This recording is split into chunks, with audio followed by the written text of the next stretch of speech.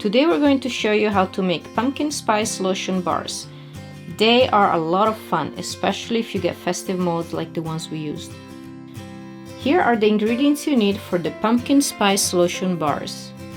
2 ounces of beeswax, 2 ounces of mango butter, 3 ounces of jojoba oil, 2 teaspoons of pumpkin spice, and 6 drops of essential oils.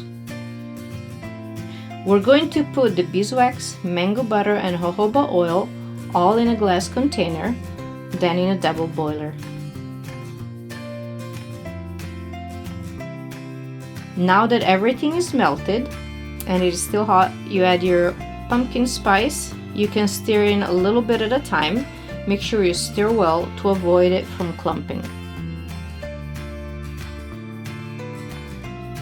While stirring, I'm going to add 2 drops of orange essential oil, 2 drops of cinnamon, and 2 drops of clove essential oils. The clove and cinnamon are a bit spicy, so I don't recommend going heavy on that.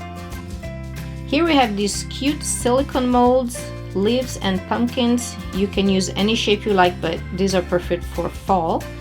You don't need to fill them up all the way. We're just going to fill them up about half to make them user-friendly.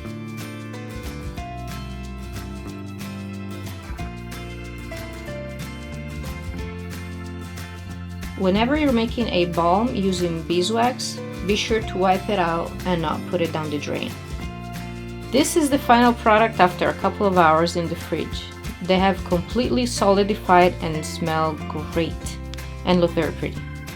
So they will melt upon skin contact and give you a layer of butters and oils on your skin.